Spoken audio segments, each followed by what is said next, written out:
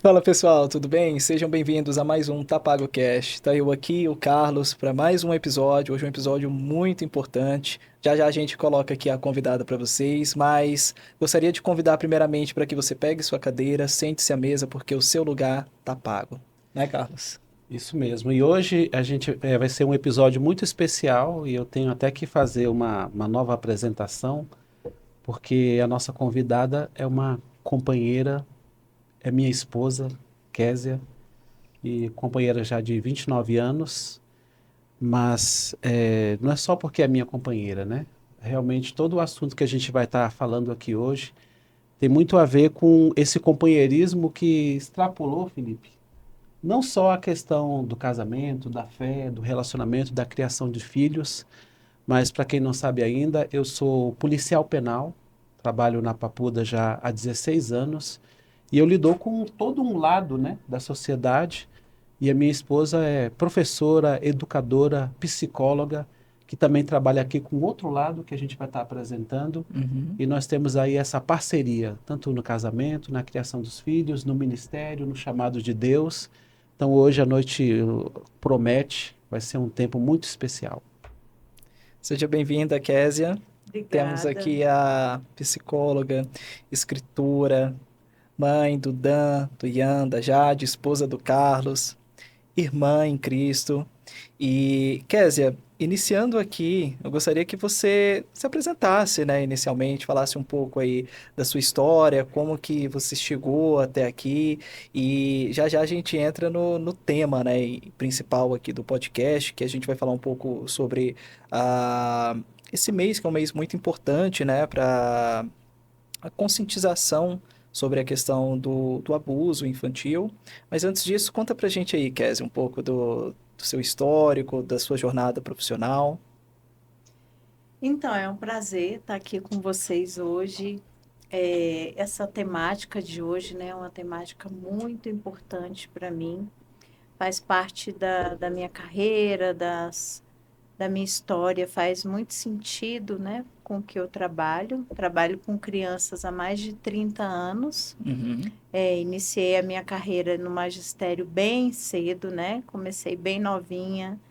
E vejo que Deus me encaminhou mesmo para esse ministério assim com crianças, né? Por essa atuação com a educação de crianças, depois com a vida emocional, e também com a prevenção, né? Que a gente trabalha bastante pensando em possibilidades de prevenção, pensando que é melhor investir na prevenção do que depois na reparação, né? É possível reparar, mas é tão melhor investir na prevenção, né?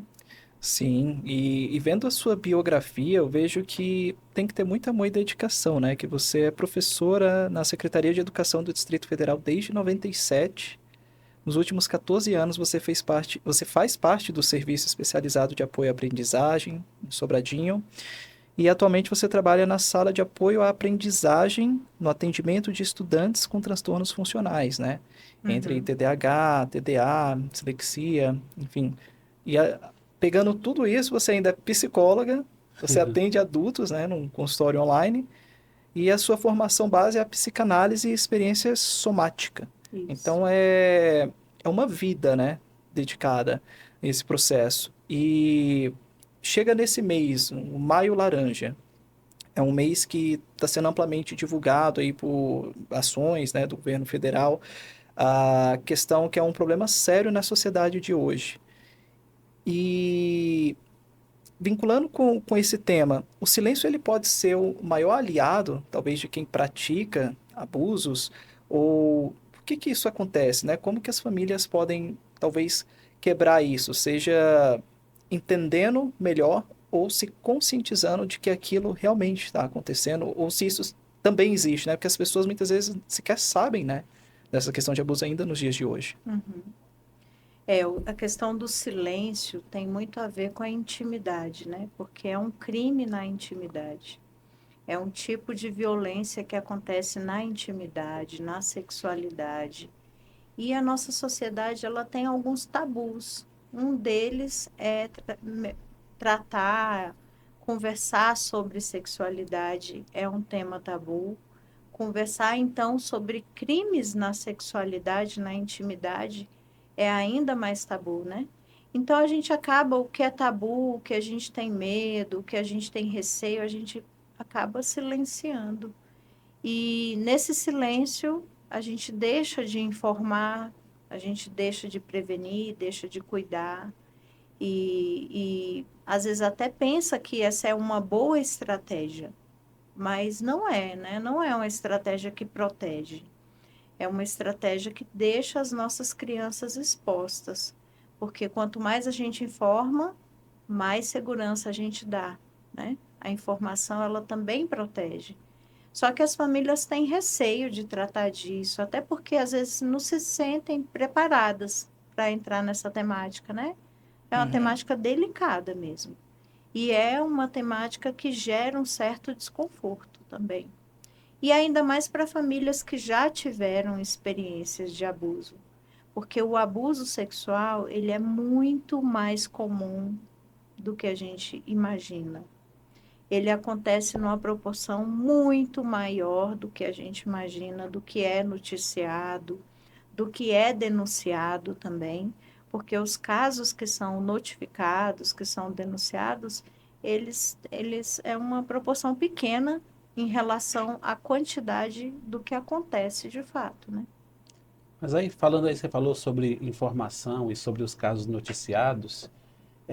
Que eu fico lembrando aqui é o seguinte, que parece que antes não tinha tanta notícia no jornal, não tinha tantas ações da Polícia Federal, não tinha tanto destaque. E hoje em dia parece que há mais informações, há campanha, né, que nós falamos aqui do Maio Laranja, há notícias no jornal, a gente vê de vez em quando no jornal ações da Polícia Federal. Então, assim, uma pergunta que muitos podem fazer é, piorou a situação ou hoje estão sendo mais notificados? Como é que você vê na nossa, como sociedade isso? Eu acho que as duas coisas estão acontecendo. Tanto que está sendo mais divulgado, nós hoje temos mais recursos, mais tecnologia para divulgar, e piorou também, porque, por exemplo, nós temos agora, com o advento da internet, crimes que acontecem no formato digital, né? No virtual. As crianças estão tendo acesso a muitas telas, sem supervisão, e elas ficam mais expostas, a abusadores no ambiente virtual. Porque antes, os abusadores, eles atuavam apenas no presencial, né? Então, eram mesmo pessoas próximas da família ou da família, pessoas que fazem parte ali do contexto da criança. E agora, com o acesso às telas, à internet, às redes sociais, as crianças também estão expostas nesse contexto virtual. Então, outros crimes surgiram, outras modalidades de abuso surgiram, né, nos últimos anos e estão crescendo assim numa proporção muito rápida. Uhum. E esse abuso dentro da família, assim, falando da perspectiva de uma pessoa leiga, que não está inserida ali 100%, né, dentro do assunto. Antes a gente ouvia falar mais sobre familiar, né? Hoje a gente já vê nos noticiários que tem abusadores em todas as áreas, né? Sou pai da Júlia e do Marcos, tem ali 9 e 6 anos. Você é mãe de adolescentes. Como que a gente pode proteger, blindar ou até mesmo ensinar os nossos filhos a se protegerem de possíveis pessoas com esses perfis, seja na família ou seja, enfim, no meio virtual? Acho que o seu livro, né, Que Jogo é Este, ele fala bastante sobre isso, né? Sim. Ainda, Felipe, o maior índice de abusos ainda é de pessoas muito próximas da criança. Uhum. A maioria no contexto familiar mesmo, mais de 80% dos casos ainda acontece, né, nesse contexto de aproximação mesmo. Mas a gente vê sim que tem pessoas que têm essa disposição, né, de abusar, que tem essa ação em vários contextos, né? A gente vê que não é algo que está restrito a um ambiente, qualquer ambiente pode ter. E eu percebo assim que é uma das melhores formas de proteção que a gente pode oferecer para nossa criança, para o nosso adolescente, é uma presença de qualidade na vida deles. É um diálogo aberto, que eles possam contar para a gente qualquer coisa, que eles possam perguntar qualquer dúvida. Então, quanto mais segurança tiver no vínculo que a gente tem com os filhos, mais protegidos eles vão estar. Porque normalmente o abusador, ele procura uma criança que seja vulnerável em algum aspecto. E a maioria das vulnerabilidades que eles percebem é a vulnerabilidade nos vínculos, né? Quando eles percebem que os pais não estão muito atentos, estão distraídos demais ou estão ausentes mesmo, né? Carência afetiva é uma área assim que atraem, né, os abusadores, crianças mais carentes, mais vulneráveis, mais frágeis emocionalmente, afetivamente, são crianças que, na maioria das vezes, são as vítimas, né, dos abusos. Mas assim, você falando aí, eu fico vendo que parece que mudou, assim, o paradigma, mudou a situação, né?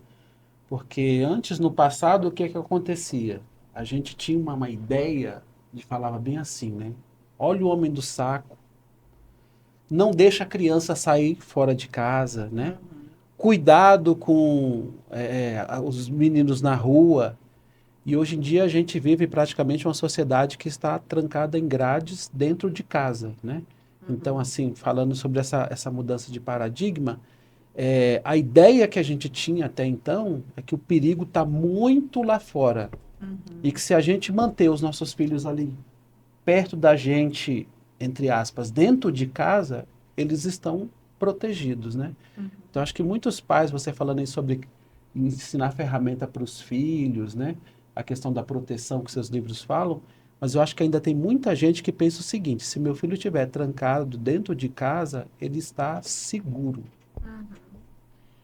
Essa ideia do homem do saco, né, ela sempre foi enganosa, porque de acordo com as pesquisas, com os índices que a gente tem, os abusos eles acontecem mais com a pessoa que é conhecida da criança, que é íntima da criança, né? Então, na maioria das vezes, o abusador ele tem a confiança da criança, ele se utiliza de um jogo de sedução para envolver a criança.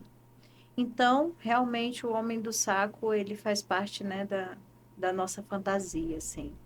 Mas agora, realmente, a gente tem isso, né? Se o abusador já estava no contexto da criança, presencialmente, agora ele está também no contexto da criança virtual, né? Uhum.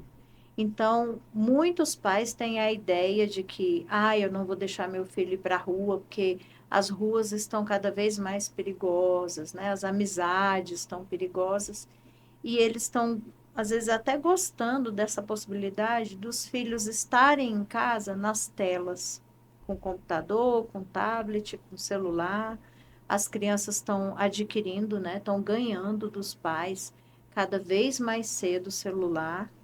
E isso é assim, a criança tem um mundo dentro de casa. Ela pode acessar o mundo inteiro ali, né? Dentro do quarto, quietinha, caladinha. E essa quietude toda, que pode ser vista assim com bons olhos pelos pais, é algo muito perigoso, porque proporciona ali um isolamento virtual. As crianças estão vivenciando muito isso, né? Os adolescentes, então, muito mais. E elas estão correndo riscos dentro de casa, quietinhas, no quarto, mas muitas estão correndo risco, estão vivendo sofrimentos assim intensos de aliciamento online, né?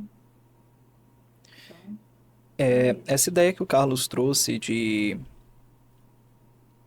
das, dos filhos, né, ou dos jovens acharem um caminho para, enfim, ficarem quietos. Os pais, né, encontram esse caminho e falam: toma aqui um celular, toma aqui um computador, me deixa em paz.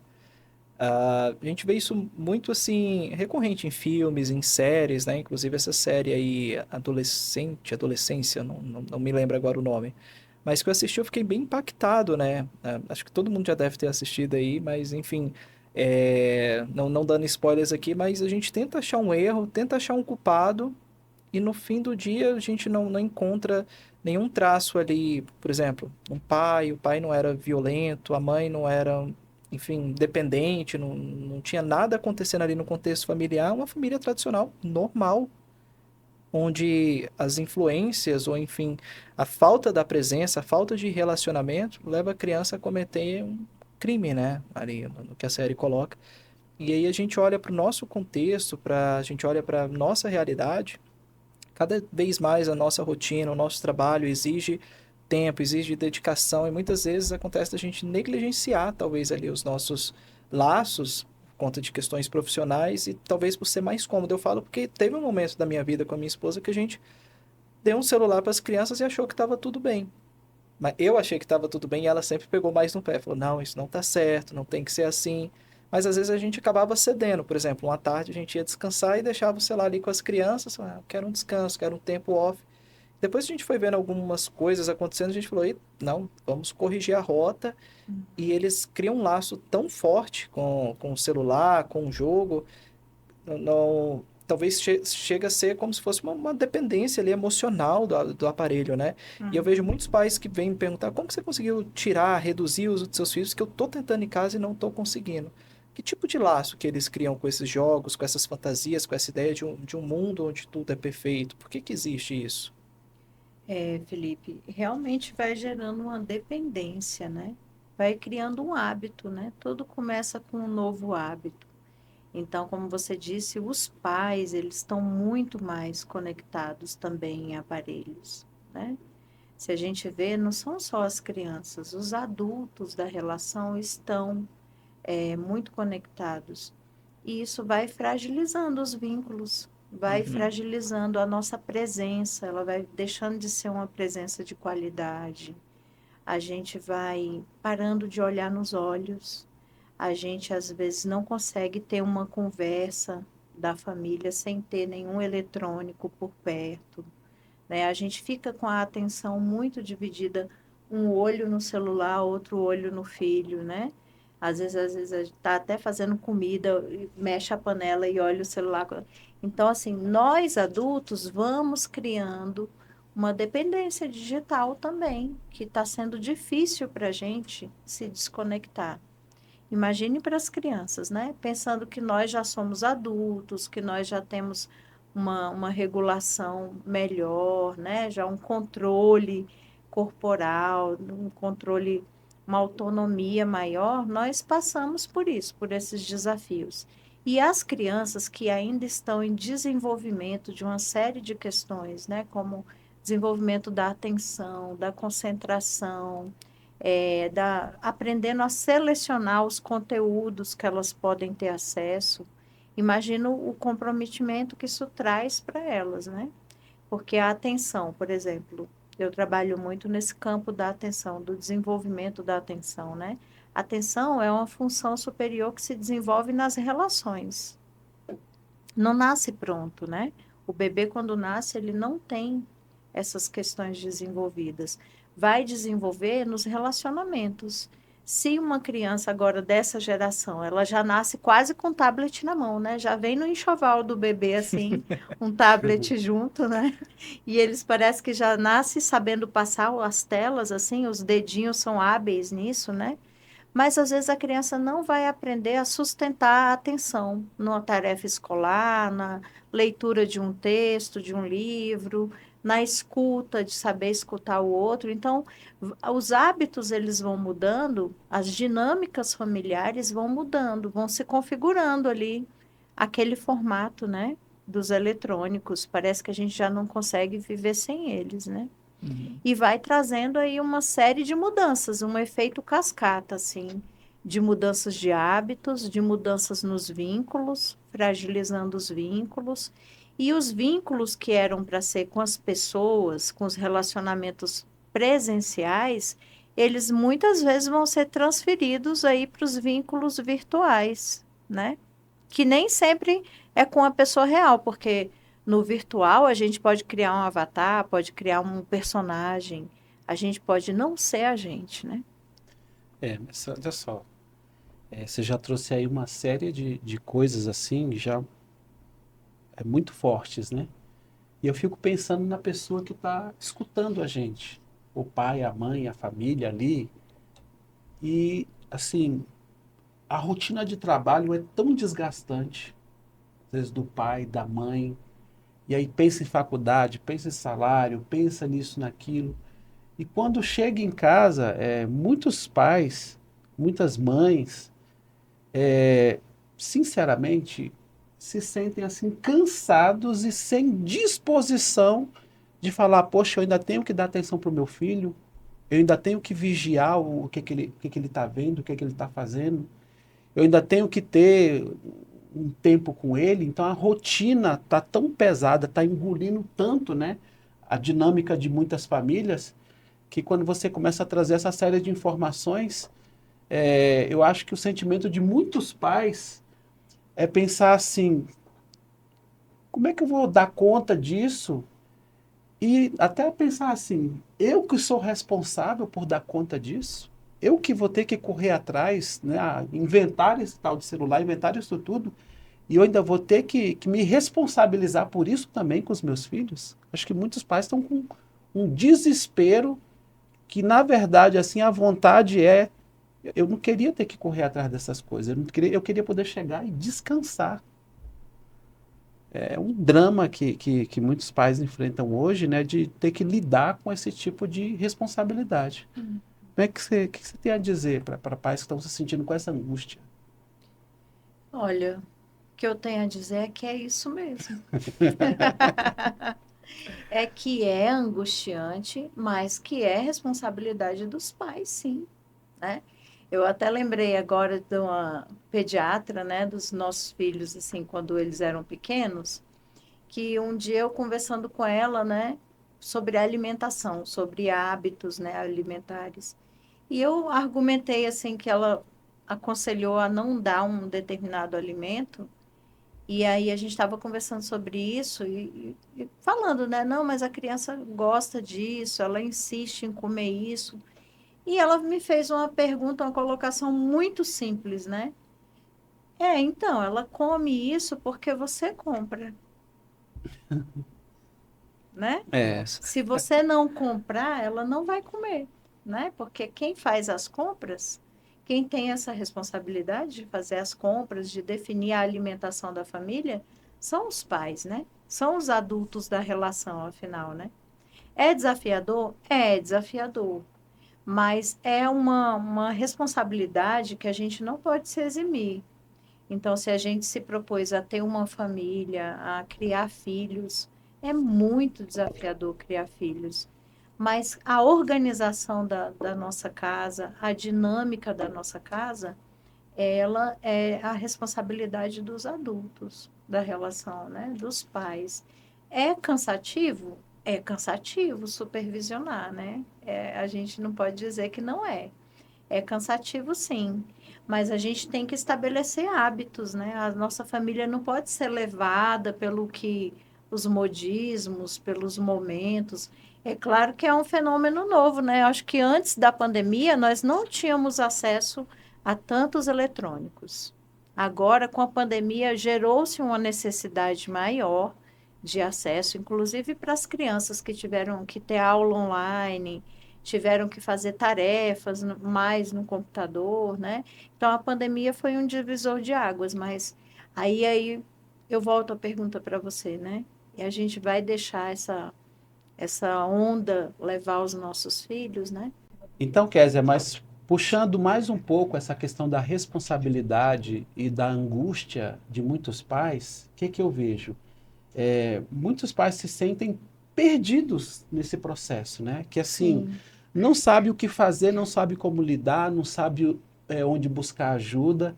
E muitos pais nessa angústia ficam pensando o seguinte: é responsabilidade da família? É responsabilidade da igreja, do governo, da escola? Porque, por exemplo, nessa questão da escola mesmo, é como se muitos pais pensassem bem assim: poxa, quem tem que falar disso é a escola, ou sou eu? Então, assim, os pais se sentem perdidos de onde buscar ajuda e muitos pais acham que, na verdade, a responsabilidade deve estar em outro setor, né? Sim, é real. A gente está vendo as famílias cada vez mais perdidas, né? Perdidas mesmo, precisando de apoio, precisando de uma série de apoios, né? E a gente tem uma vida em sociedade, né? A gente não pode viver isolado, a gente realmente precisa de apoio, uma rede de apoio. Se a gente for pensar, umas décadas atrás, as famílias, elas eram famílias estendidas, né? Assim, você tinha um apoio familiar para criar um filho muito maior do que as famílias têm hoje. Então, as famílias estão agora ficando cada vez mais reduzidas e sem apoio. Então, antes, você tinha um bebê, por exemplo, você tinha o apoio das avós, de muitas tias, de primas. Então, você tinha uma rede de apoio bem mais forte para criar o seu filho.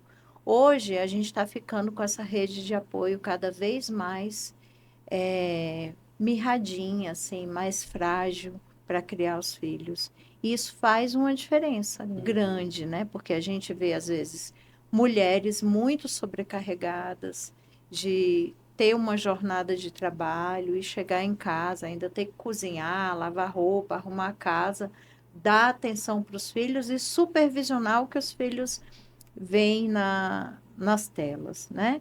A gente também observa uma participação maior, assim, dos homens, né, na criação dos filhos, no cuidado da casa, da alimentação. Eu vejo que os homens têm participado mais. Mas a gente vai precisar, sim, de um apoio da sociedade, de um apoio da escola, de um apoio da igreja, de outros recursos da sociedade, um apoio. O que a gente não pode é terceirizar, né? Achar que essa responsabilidade da criação dos filhos, de estabelecer os limites saudáveis, de oferecer informação de qualidade, de ter presença, isso a gente não vai poder terceirizar. Realmente é uma atribuição ali, um papel da família, dos pais, né? E não terceirizando essa responsabilidade de criar os filhos. O tema de um dos seus livros é Educação Sexual Protetiva. Como que a gente pode abordar dentro de casa com os filhos de uma maneira leve, né? Essa questão dessa educação sexual protetiva e como que a gente pode se apoiar, talvez, porque como cristãos nosso livro de vida é a Bíblia, né? E a Bíblia ela preza muito sobre a questão da família, de homem, mulher, estar ali dentro da família, cuidando dos seus. Como que a gente pode abordar o tema de educação sexual protetiva com as crianças, mas talvez de uma maneira que não impacte, não choque, e se a Bíblia tem alguma orientação nesse sentido, assim, se você, nesses anos de experiência, você conseguiu ter um achado ali, um encontro, né, com alguma palavra, algum versículo que possa traduzir isso pra gente. É assim, um versículo específico, eu não lembro, assim, né, que fale exatamente disso, né, dessa temática. Mas eu vejo, Felipe, que quando a gente ensina para os nossos filhos limites saudáveis, por exemplo, né, limites nas relações, quando a gente ensina com liberdade sobre o corpo, sobre as partes do corpo, sobre noções de privacidade, noções de intimidade, noções de consentimento, a gente está dando uma boa base protetiva, né, para os filhos. E quando eu escrevi esse livro, eu pensei muito em oferecer ferramentas para as famílias, Uhum. pensando assim que muitas famílias elas não entram nessa temática porque elas não se percebem em condições de abordar essa temática mesmo, né? Elas precisam de ferramentas acessíveis até para fazer essa relação. Nossa, mas isso tem a ver com a proteção do abuso? Quando eu ensino sobre um limite saudável, eu estou protegendo a minha criança de abuso? Está, né? Por exemplo, quando eu vou trocar uma criança pequena e que eu não troco a minha criança na frente de todo mundo, eu estou já ensinando ali uma noção de privacidade, né, de cuidado com o corpo da criança, porque as crianças elas não são públicas, né, Uhum. assim, elas não são um objeto público que pode ser trocado na frente de qualquer pessoa, né? Quando eu levo o meu filho numa consulta médica e antes eu preparo ele, olha, filho, o médico ele vai pedir para você tirar a roupa, porque ele vai precisar examinar o seu corpo. Então, nessa situação, eu vou estar com você e é por isso que ele vai pedir para tirar a roupa. Eu estou dando para o meu filho uma valorização para o corpo dele, para a intimidade dele, que ensina muita coisa. Que não é qualquer pessoa que pode pedir para ele tirar a roupa, que pode tocar no corpinho dele, né? É Uhum. numa situação muito específica de um exame médico e com a presença dos pais. Quando eu não forço, por exemplo, os meus filhos a ficar dando beijo em parentes que nos visitam, né? Eu também estou ensinando para ele que ele pode dizer não às situações que forem desconfortáveis para ele. Porque beijo e abraço é uma manifestação de carinho, de afeto para pessoas que a gente gosta, né? Uhum. Então, se eu forço uma criança a ficar beijando qualquer pessoa, mas é meu parente, é seu parente, mas ele tem esse vínculo afetivo com o parente, às vezes a gente tem o vínculo afetivo com o parente e não a nossa criança. E mesmo que tenha o vínculo afetivo, a gente dá beijo e abraço quando não quer, né? A gente tem que forçar o outro a beijar e abraçar, né? A demonstrar carinho, né? Afeto. Então, assim, tem várias coisas na nossa rotina, na nossa forma de relacionar, que a gente pode estar ensinando sobre privacidade, sobre intimidade, sobre consentimento, ou não. Ou a gente pode também estar sendo invasivo com as nossas crianças, né? E aí, se a gente, na nossa criação, tem uma postura invasiva, isso normaliza, né, na vida da criança. Então, ela passa a perceber que é assim que se relaciona, porque a referência de relacionamento somos nós, né? Uhum. E será que isso estaria vinculado a uma questão cultural, que não só do Brasil, mas da América Latina como um todo? Porque aqui tem muito essa questão da proximidade física, né? Um Uhum, abraço, um beijo. Tem países que é proibido você estar a um metro e meio de distância da pessoa. Você está invadindo o espaço daquela pessoa. uhum, Por exemplo, ali nos Estados Unidos, você não pode chegar muito perto. Você vai cumprimentar uma pessoa e culturalmente a mulher já te estende a mão, já impõe um limite, né? uhum, E na mesma cultura ali dos Estados Unidos, quando a gente está interagindo com pessoas latinas, as pessoas chegam e abraçam. E aí você vê, uhum. poxa, mas a cultura é diferente, mas será que talvez esse excesso de educação, esse excesso de afetividade que a gente demonstra nas relações, isso pode, de certa forma, estar sendo uma brecha para os nossos filhos, né? Olha, tem a questão cultural, mas o fato desse distanciamento que você cita, né, dos Estados Unidos, não é um fator que impede os abusos lá, né? Porque os índices de abusos lá também são muito altos, Uhum, muito Sim. grandes, né? Apesar da mudança cultural, da sim, diferença cultural, né? Então, cada cultura, os abusadores, eles estão em todas as culturas, em ele se todos os, adapta. eles se adaptam, né?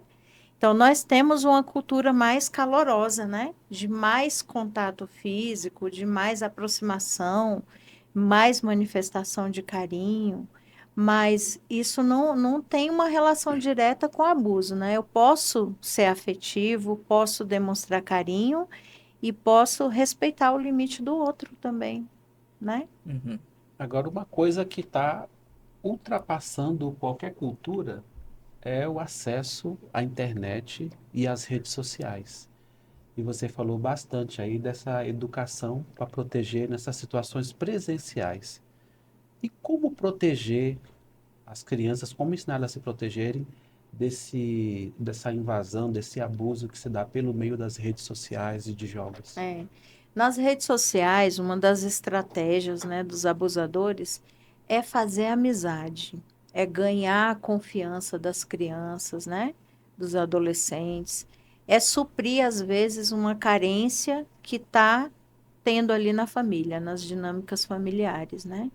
Então, uma coisa que a gente precisa ensinar às nossas crianças, primeiro, a gente tem que ser mais presente, ter uma presença de mais qualidade, né? Porque isso protege. Segundo, a gente tem que supervisionar mais, né?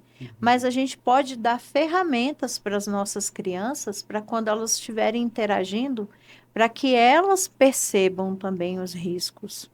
Por exemplo, pessoas que pedem informações privadas, né? Quer saber onde a criança mora, com quem mora, a hora que os pais estão em casa, a hora...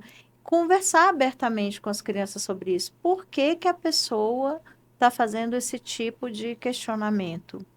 Por que que ela quer saber isso da sua vida, né? Qual é o interesse dela? A gente tem que discutir mais essas questões com as nossas crianças.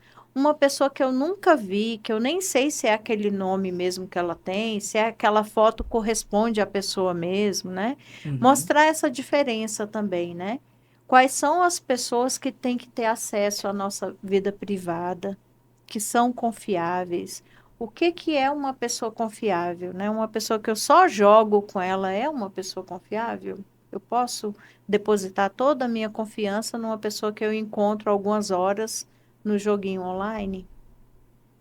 Essa é uma coisa que a gente precisa estar tendo momentos assim com os filhos, né? Mas E uma criança assim, ela pode ter, vamos dizer assim, a gente fica pensando, ah, a criança é inocente, a criança não tem discernimento, e essas ferramentas, de fato, ajudam uma criança a se posicionar com um pouco mais de discernimento, se for feito esse trabalho? Sim, sim. Quanto mais a gente informa, né, as crianças, mais elas têm condições de se posicionar. A gente não precisa invadir o momento do desenvolvimento delas, né, com excesso de informações, com a linguagem de adulto, mas a gente pode dar para elas algumas ferramentas com elas ainda na educação infantil, né? Desde cedo a gente pode ir à medida ali do tempo dela, respeitando o tempo dela. Por Uhum, exemplo, na educação infantil, quando a gente ensina as partes do corpo para a criança, quando a gente ensina os nomes corretos para a criança, a gente já está dando uma ferramenta de proteção. uhum, Porque se alguém tocar em determinada parte do corpo dela, ela vai saber que não deveria tocar, né? uhum, Naquela parte. Ela vai conseguir comunicar para algum adulto que aconteceu aquilo com ela, né? uhum. E da mesma forma no online, se eu dou esse tipo de orientação para uma criança e alguém pede para ela uma informação dessa, ela já vai, olha, tem alguma coisa errada, porque a minha mãe e meu pai, eles já me falaram que eu não tenho que dar esse tipo de informação num joguinho, né? Então elas vão começando a consciência delas vai aumentando, né? Desses cuidados. muitas vezes, quando um tipo de violência contra a criança acontece, os pais são dos últimos a saberem, né? A criança, ela dá sinais de que está acontecendo algo, e se ela dá sinais, como que a gente fica atento a esses sinais e, e não nos cauterizamos ou não nos anestesiamos com os sinais que a criança apresenta?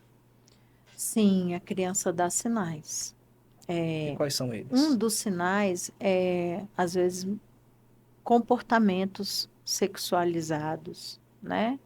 Quando a criança começa a falar alguns nomes, alguns termos que antes ela não tinha acesso, que você não fala na sua casa, né? Quando ela começa a reproduzir alguns comportamentos, de cunho sexual, que ela não teria como ter acesso. Quando ela fica mais com mais alterações de humor, né? Às vezes era uma criança mais tranquila, passa a ser uma criança mais irritada, ou mais chorosa, ou mais isolada. O isolamento também é um dos sinais. Uhum. que a gente precisa atentar. Mudanças bruscas de comportamento, normalmente, né? Se uma criança é muito agitada e ela de repente fica mais apática, ou mais quieta, ou mais chorosa, a gente tem que observar. E o oposto também, né? Muitas mudanças, alterações no sono.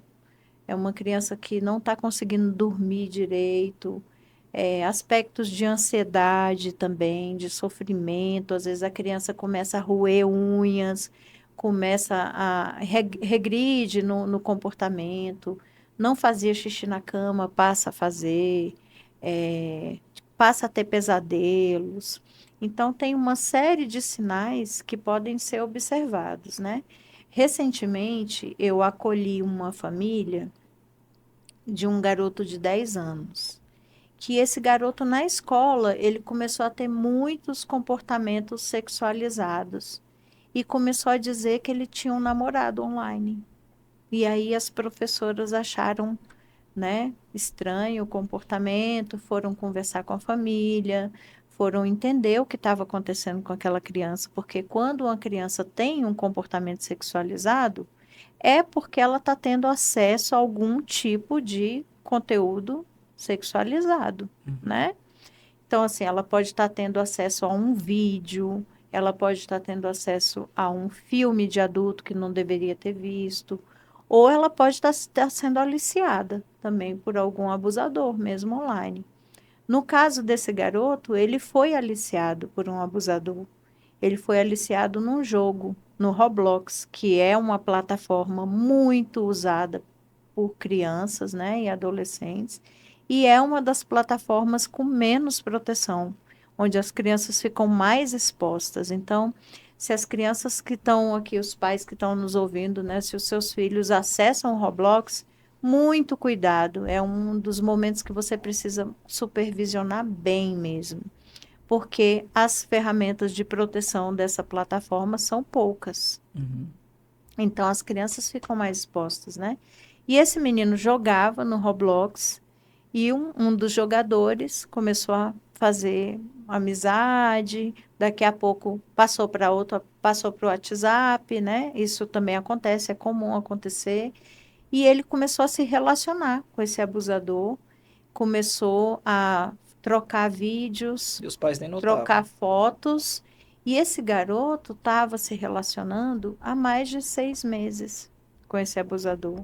Ele se relacionava durante as madrugadas, e os pais acreditavam que ele estava dormindo, enquanto isso ele estava nesse relacionamento. Então, imagine, né, o estrago disso na vida desse garoto. Quantos prejuízos ele não teve, porque ele estava ali dentro de casa, no lugar onde não se imagina que você vai sofrer esse tipo de violência, e ele foi aliciado, e os pais demoraram a notar as mudanças, demoraram a perceber que tinha algo errado com ele, né? Uhum. Deixa eu só vincular mais uma pergunta aqui, que uma vez identificado ou suspeitado que a criança esteja ali sofrendo, né, com isso, qual que é a recomendação para os pais? É denunciar. Se você tem uma suspeita, é assim, a denúncia, ela não, você não tem que ter certeza para fazer uma denúncia de abuso sexual. Uhum. Você não tem um papel de investigador, né? Esse papel é da polícia. Cabe à polícia investigar a fundo. Mas se você tem uma suspeita, o que a gente tem que fazer é fazer uma denúncia mesmo, juntar ali as evidências que você tiver, ficar muito atento aos relatos da criança. É assim, não tentar reproduzir com a sua linguagem o relato da criança, mas prestar atenção ali exatamente, literalmente, no que a criança diz, no que a criança está denunciando com o comportamento dela também, né? E fazer a denúncia para que a polícia investigue, né? Eu deveria me envergonhar por não saber onde eu vou para denunciar, qual o número que eu ligo. Você pode ir em qualquer delegacia, Elas estão preparadas para elas isso. estão preparadas.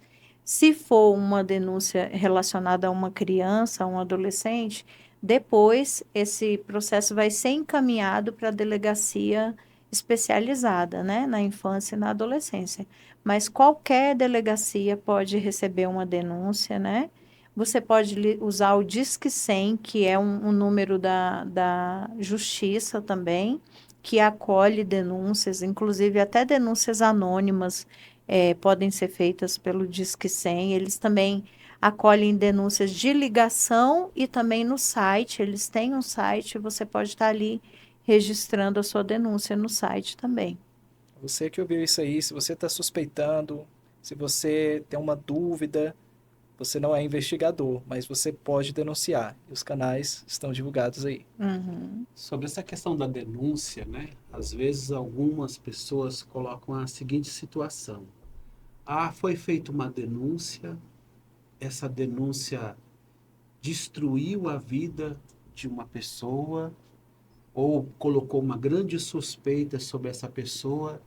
Então, alguns falam bem assim: a gente não pode ter o risco de queimar a imagem de alguém por uma denúncia que a gente não tem certeza que está acontecendo ou não com uma criança. E aí fica o dilema. De um lado, a criança pode estar passando por uma situação de sofrimento.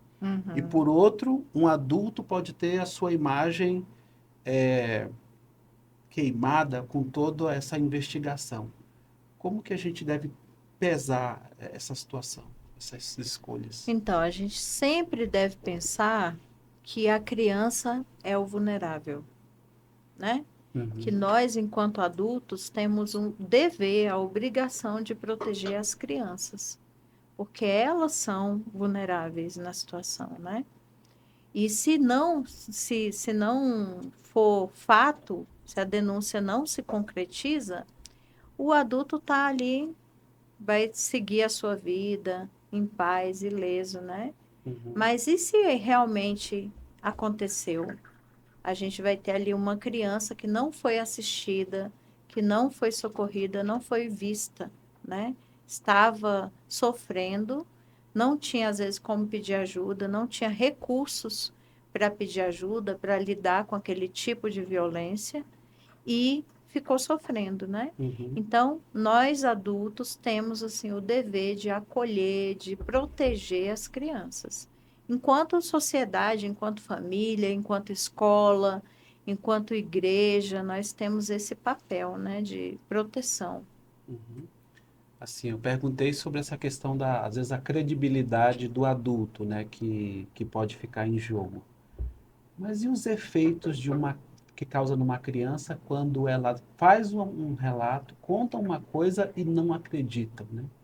Isso sim, aí sim é um efeito devastador, né? Porque assim, o abuso sexual, ele é um crime na intimidade, ele fere a intimidade, né, da criança, ele fere a sexualidade também. E quando uma criança, às vezes, que está numa posição vulnerável, ela tenta pedir ajuda, imagine já o caminho que ela já fez, o quanto é sofrido até achar alguém que ela identifica que pode ser um adulto de confiança para que ela peça socorro, né? E aí ela pede ajuda, finalmente consegue de alguma forma pedir ajuda e ela não é ouvida, né? Uhum, Ela imagina, você pede um socorro e não é ouvido. Isso tem sim, assim, um prejuízo enorme, emocional, psicológico para a vida daquela criança.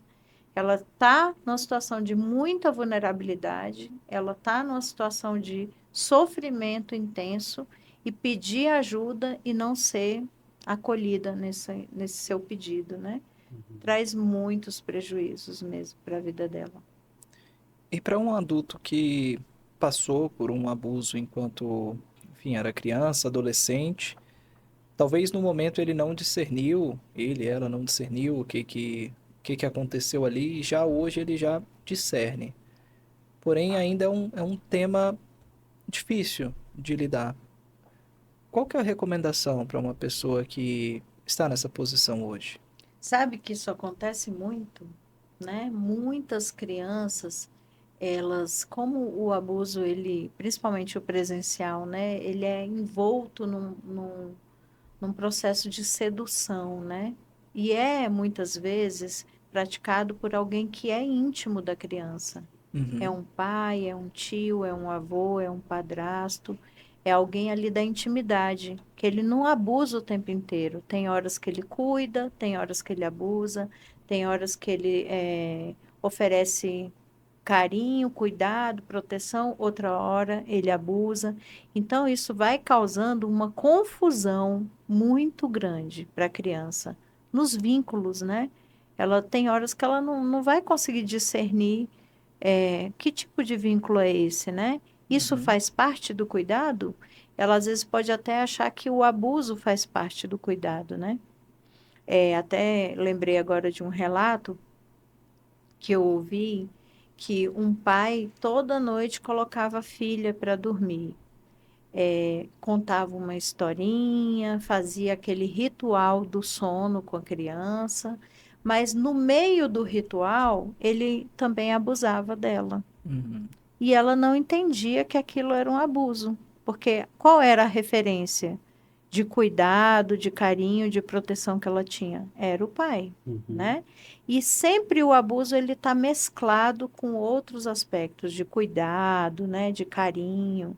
E aí, uma vez essa menininha viajou para casa da avó, né, em outra cidade, e o pai não foi.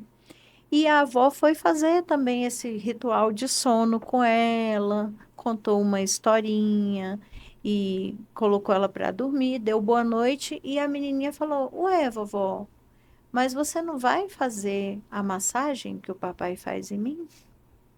Aí que a avó se assustou, né, e foi entender que massagem era aquela que o pai fazia nela, Uhum. que era o momento do abuso, né?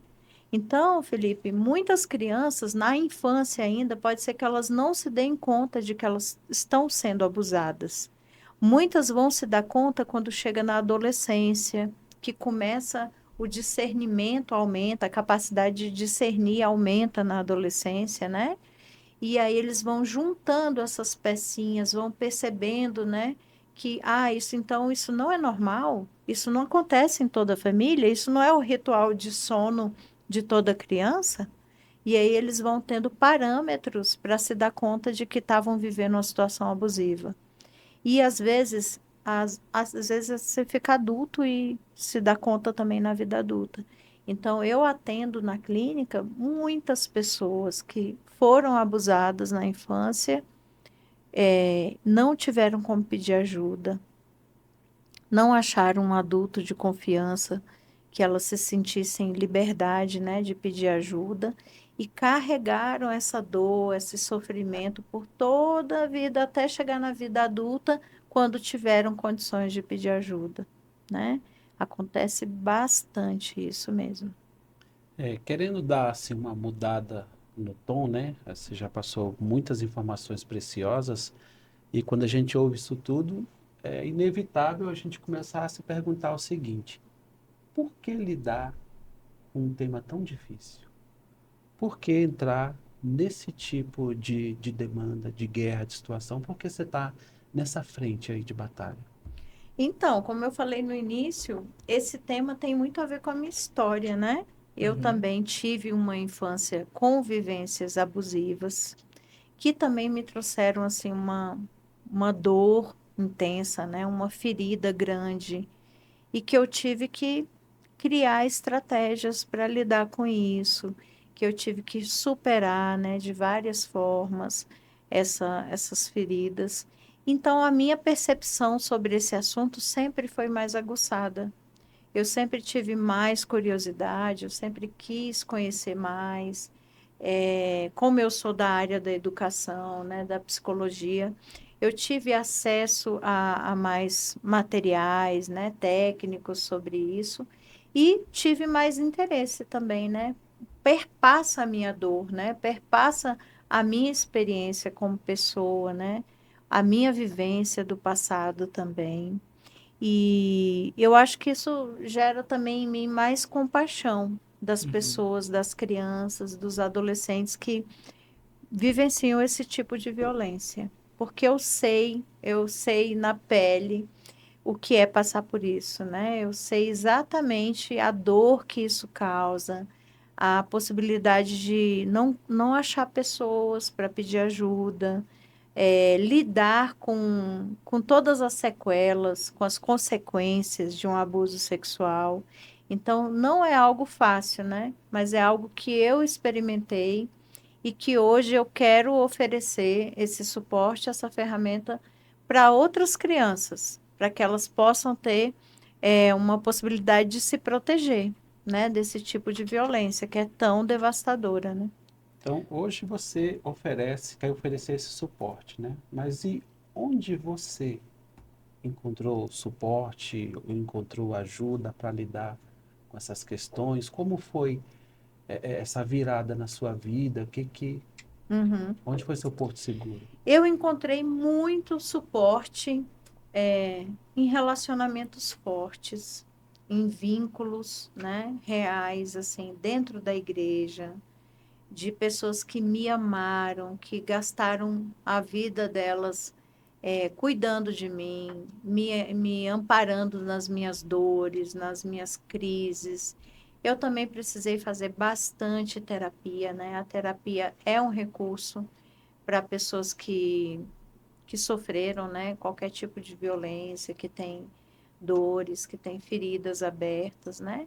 Então, assim, eu tive esse suporte e também no meu relacionamento com Deus, assim, o quanto eu posso desfrutar, posso dizer que Amém. eu relaciono com o Consolador, né?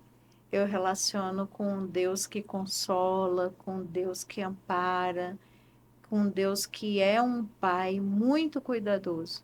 Amém. Então, eu acho que esses três foram, assim, grandes suportes para mim. Não sei se as câmeras captaram aí, mas seu olho encheu de lágrimas agora. Muito forte ouvir isso. E em algum momento você se questionou sobre, na sua vida, você falou aí na sua infância que você passou por algumas questões. Isso te ajudou ou te atrapalhou a construir a sua fé? Se esse cenário você se questionou por que que Deus permitiu que isso aconteceu, ou talvez isso aconteceu ligado a algum propósito, talvez para que eu Uhum, pudesse atuar nessa área e poder dissertar sobre isso, uhum, com tudo isso que eu fui construindo de pensamentos, de estratégias para ir evitando que isso acontecesse. uhum. Então, eu não creio que Deus permitiu que eu tivesse essas vivências para usar isso assim depois, assim, Uhum, dessa forma proposital, sim. né? Mas o que eu creio é que Deus usa qualquer experiência que a gente tem para que a gente possa depois oferecer ajuda para outros, né? Até as mais difíceis. E eu creio no cuidado de Deus com a minha vida, né? Então, quando eu me converti na adolescência, a verdade que me impactou foi Romanos 8:28, que fala que todas as coisas cooperam para o bem daqueles que amam a Deus, da qual Deus tem um propósito. Todas as coisas. Então, pensar nisso foi assim algo que explodiu assim dentro de mim, sabe? Poxa, todas as coisas, até as minhas dores cooperam para o bem daqueles. Como é isso, né? Como isso pode cooperar para o meu bem? Como essa situação difícil que eu vivenciei pode cooperar? Porque a Bíblia também fala que onde abundou o pecado, superabunda a graça de Deus. Então, acho que na mesma proporção que eu fui ferida, eu pude ser curada, né? Amém. Eu tenho Amém. essa possibilidade de cura, né? De ser cuidada. É, Então, Deus foi muito gracioso comigo. E também, Felipe, tem uma passagem, né, que Paulo fala que com a mesma consolação que a gente é consolado, nós podemos consolar, né? Uhum, Então, nada é em vão. Assim, claro que quando a gente está sofrendo é terrível, né? É sim. terrível passar por violências, é terrível sofrer intensamente com alguma coisa, mas Deus pode usar qualquer sofrimento que a gente tenha, pode nos curar e pode ainda nos dar ferramentas, dar condições, gerar no nosso coração uma compaixão, por outras pessoas que passam por sofrimentos parecidos, né? Para que a gente possa consolar outros também. Eu achei muito importante você falar que você teve essas ferramentas, né? O Consolador, vínculos fortes e que você fez terapia, né? Então, assim, às vezes há um pensamento do seguinte: a igreja é suficiente para cuidar de alguém que passou por esses tipos de abuso, de violência? A psicologia é suficiente para cuidar, para curar? Um relacionamento com Deus é suficiente, né? Queria que você comentasse sobre isso, porque Uhum, você uhum, colocou que achou amparo num conjunto de coisas. E a uhum. gente pode achar que apenas uma dessas coisas é suficiente? Então, a saúde é a integração de todas as nossas partes, né? Se a gente cuida só da nossa vida espiritual, não cuida do nosso corpo, não cuida dos nossos relacionamentos, não cuida dos nossos afetos, nós não vamos ser saudáveis. Assim também, se a gente cuidar só da vida espiritual e deixar as outras áreas da nossa vida descobertas, nós também não vamos ser saudáveis. Então, o trauma, né? O trauma é uma ruptura. Qualquer tipo de trauma é uma ruptura. Ele traz uma cisão, ele nos desintegra. E isso causa sofrimento, né? E o que que é a cura, então? A cura é a integração, né? A cura é essa costura novamente, né? E assim, eu creio muito nisso, né? Que Deus, quando Ele está preocupado com a gente, Ele está preocupado com todas as áreas da nossa vida, né? E Ele nos proporciona recursos em todos esses campos também. Então, cuidar da cura não é cuidar só das emoções, é cuidar dos relacionamentos, é cuidar da vida espiritual, é cuidar do corpo, é conseguir integrar todas essas áreas, né? Então, por isso que quando a gente pensa em cura, pensa em saúde mental, pensa em cuidado, a gente não pode negligenciar nenhuma das áreas que fazem parte de nós, né? Porque nós somos corpo, nós somos alma, nós somos espírito, nós somos seres que relacionam, seres históricos, né? Nós nos fazemos nos relacionamentos, somos seres de afetação. Então a gente precisa ter esse cuidado também integral Uhum. para que a gente cresça bem, né? Se desenvolva bem. A gente está se aproximando aqui do fim do episódio e eu queria aproveitar esse momento para falar um pouco sobre os livros que você escreveu. Qual foi o primeiro deles? O primeiro foi a educação sexual protetiva. Para qual público ele é indicado? Ele foi escrito, eu escrevi esse livro pensando nas famílias, pensando nos pais, né? Pensando em oferecer recursos para os pais. Mas ele também é muito usado por professores, por orientadores educacionais, Uhum. por psicólogos também, né? Como uma ferramenta mesmo de proteção. Tá. Porque ele tem uma linguagem bem acessível, né? Eu me preocupei bastante em fazer com a linguagem que as famílias pudessem entender, né? De usar menos termos técnicos, de conseguir comunicar essa mensagem para as famílias. Porque para os psicólogos, para os médicos, a gente tem muito material disponível, mas as famílias nem sempre têm acesso, conseguem captar essa mensagem com a linguagem técnica demais, né? Sim.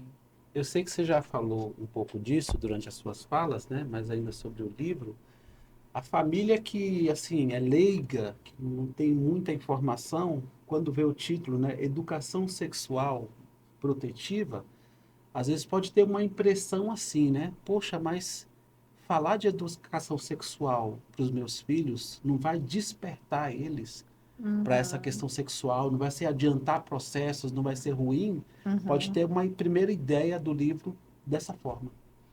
Então, e isso acontece mesmo. Eu já vi pessoas criarem uma certa resistência com esse título, né?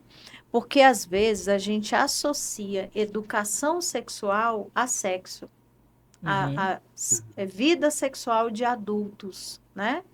E se a gente fizer essa associação, a gente se afasta, né, dessa temática. Mas educação sexual não começa com vida sexual de adultos.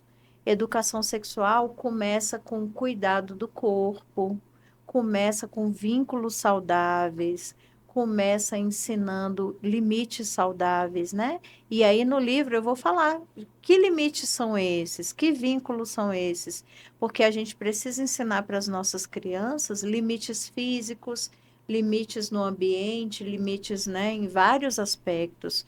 A gente precisa ensinar noções de privacidade, de consentimento. E como que é isso na prática do dia a dia? Então, é sobre isso que eu falo no livro, né? Agora, se os pais associam imediatamente a sexo, a gente não vai falar sobre criança fazer sexo, nem sexo com criança, não é essa a temática, né, do Uhum. livro. A temática é como conduzir a criação do seu filho nessa área para que quando na vida adulta ele possa desfrutar de uma vida sexual saudável, prazerosa e frutífera, porque o sexo também foi criado por Deus, né? Deus nos criou macho e fêmea e nos deu essa possibilidade de viver uma vida sexual boa, saudável, né? Isso também estava no plano de Deus. Então, a violência sexual, ela vem para quebrar essa possibilidade, para atrapalhar, né? E então você está dando ferramentas para as famílias, né? Ferramentas essas que podem ser utilizadas para educar, para conscientizar e dar esse conhecimento, né? De uma maneira Uhum. leve, suave e enfim, no linguajar que a criança espera ouvir. E o próximo livro, esse daqui eu já li, mas eu queria fazer uma pergunta para você sobre O Meu Corpo Não é Brinquedo. E este livro, ele é indicado para qual faixa etária, para Uhum. se é um livro só de meninas, se menino pode ler Não, também. não é um livro só de meninas. A personagem principal é uma menina, né? Mas é um livro para qualquer criança. Esses livros, como eles tratam de uma realidade de violência sexual, o ideal é que eles sejam lidos com um adulto, com a mediação de um adulto, né? Uhum, Para que o adulto possa, exatamente esse livro, ele também é uma ferramenta de proteção. E é uma ferramenta lúdica, né? Porque uhum. muitas vezes os pais não sabem como chegar nesse assunto com a criança, né? E essa é uma possibilidade lúdica, com a linguagem lúdica, com desenhos, né? Ele também não vai ter nenhum desenho da criança sendo violentada, né? Claro. Uhum. Mas é um contexto que gera, pode abrir espaço para conversas protetivas, para você oferecer orientações para os seus filhos, né? E ele deve ser lido com um adulto, mas ele pode ser lido com crianças a partir de 5 anos, 6 anos. O último livro aqui acho que esse é mais recente, né? É, Que sim. jogo é esse? Aham. Acho que é um tema bem atual, né? Sim. Para quem tem filhos aí, crianças, adolescentes, deve estar se perguntando que jogo é esse? Esse menino não sai do celular, né? Esse livro aqui, ele é indicado para qual público, qual contexto é esse mesmo? Ele é indicado para crianças assim, a partir de 8 anos. Às vezes, crianças que, como a gente está vendo as crianças jogando online cada vez mais cedo, Uhum. né? Depende muito do contexto da família, né? Então, se a sua criança já tem condições de jogar online, se ela já tem essa vivência, então você já pode ler essa história para ela, né? Mas eu pensei na indicação dele a partir de 8 anos, mas ele tem sido consumido por crianças menores que também já jogam, já têm contato com jogos online, né? Sim. E uma coisa que eu reparo nesses livros aqui é que eles são muito bem ilustrados, né? Só dar um Muito spoiler. bem Posso dar um ilustrado. spoiler? Pode. Não sei se dá para ver aí. É linda, né, a É, ilustração. Isso aqui é inteligência artificial ou é criado à mão? Como é que é Esses isso aqui? livros foram ilustrados pela Gisele Daminelli, que é uma artista de Santa Catarina. Fantástica. E cada cena foi pintada em tela, É mesmo? com a técnica uhum. de aquarela, assim. Eu tenho as telas lá em casa, né, que a Gisele me enviou por correio. E ela faz um trabalho lindíssimo, né? Muito lindo. Eu sou muito feliz com essa escolha também da ilustração.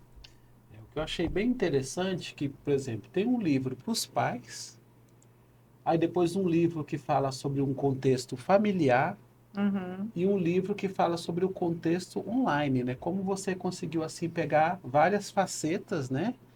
E Uhum. isso dá uma ideia de que parece que tem uma série, que tem mais coisas aí no baú, que tem mais ideias, Tem porque é uma sim, sequência. tem sim. Na verdade, eu já tenho um jogo de tabuleiro pronto, em breve vai ser lançado também, que trata das modalidades de violência online, né? Uhum. Que vai tratar do cyberbullying, do grooming, que é esse aliciamento, né, que as crianças passam online. Vai tratar dos desafios perigosos que também acontecem muito nessas comunidades que tem no Discord, né? A gente tem visto essa modalidade de crime crescer também e afeta demais os nossos meninos. Então, esse jogo vai ser também uma ferramenta lúdica de proteção, né? Eu tenho também uma cartilha que eu lancei mês passado para profissionais de educação com projetos para cada faixa etária, né? Um projeto específico com linguagem própria para a educação infantil, outro para os anos iniciais, para os anos finais, com muitas possibilidades de atividade. Essa cartilha, ela é digital, né? Ela não está impressa, mas Uhum. também é um material que eu tenho disponível para profissionais de educação. Olha, eu acho que eu tive uma depressão aqui, porque você falou tantos termos, tantas palavras, que eu acho que eu tô muito cringe para entender o que você falou. Kézia, se alguém quiser comprar um desses livros, ter acesso aí também às palestras que você dá, como é que a pessoa te encontra? Eu vou deixar lá nos comentários, né, lá Uhum. embaixo, fixado, mas se você já quiser divulgar aqui para o Sim. pessoal que está assistindo, Então, o meu Instagram é kesiaaguiar.psi, né? uhum, de Lá, psicologia, né? não, é só psi mesmo, PSI, né? PSI. Uhum. E os livros, eles são vendidos pelo site da editora, que é www.editorolugarseguro.com.br. Estão disponíveis lá. E eu também vendo, assim, presencialmente, né, em palestras, eu sempre levo. E tem o meu contato mesmo do WhatsApp, né, pessoas que tenham interesse. Eu faço bastante palestras em escolas, para famílias, né, dando mais ferramentas para as famílias, discutindo essas temáticas, né, com as famílias, e para orientadores educacionais, para profissionais da educação em geral, também agendo bastante aí, bastante evento. A gente tem um público muito regional, né? A gente está aqui falando de Brasília, estamos gravando em Águas Claras. Se alguém aqui da região quiser comprar, pode entrar em contato diretamente contigo? Sim, pode. Eu envio pelo correio normalmente. Ah, legal. E assim, fechando, teria alguma mensagem, alguma palavra que você gostaria de falar para as pessoas que às vezes estão assistindo e ou que passaram por um histórico disso na infância, ou que estão com suspeitas, né, sobre os seus filhos, de repente, algo que você quer falar finalizando para quem está te ouvindo, que de repente você acha importante ainda falar alguma coisa? Eu quero dizer que a presença protege, né? Que os vínculos saudáveis curam, né? Que Deus está disponível para acolher qualquer dor e para nos curar, né? Eu acho que essas são as mensagens principais que eu poderia deixar hoje. Obrigado, então, Kézia, por sua presença. Foi uma honra poder desfrutar desse tempo aqui contigo. Espero que, de alguma forma, nosso episódio de hoje ele possa alcançar, seja pais para estarem se conscientizando, seja famílias para estarem se protegendo e até mesmo para adultos que possam ter passado por algum problema nessa esfera para que possam buscar auxílio em todas as esferas, né? A gente aqui viu que às vezes só uma não é suficiente. Fazendo um gancho aqui para o nosso próximo episódio, Carlos, gostaria de dar um spoiler aí? No nosso próximo episódio, nós queremos falar sobre a proclamação do Evangelho no sistema penitenciário. Então, Polêmico, hoje, hein? nós abordamos aqui muitas situações, né, que levam a gente a ter uma reflexão. E é importante a gente saber também sobre o que Deus está fazendo no meio do sistema penitenciário e sobre as pessoas que estão nessa situação, né? Às vezes de criminalidade, de erro, muitos nesse tipo de crime, de situação. Né? É possível alcançar essas pessoas? Como elas se sentem quando chegam nesse ambiente? O que Deus pode mover? O que nós podemos contribuir com uma situação dessa? Então, não perca nosso próximo episódio, vai ser muito interessante. É isso aí, não perca. Se inscreve no canal que a gente está vendo muitas visualizações e vocês não estão se inscrevendo, hein? Isso ajuda a gente bastante a divulgar. Até o próximo episódio, pessoal. Tchau. Tchau.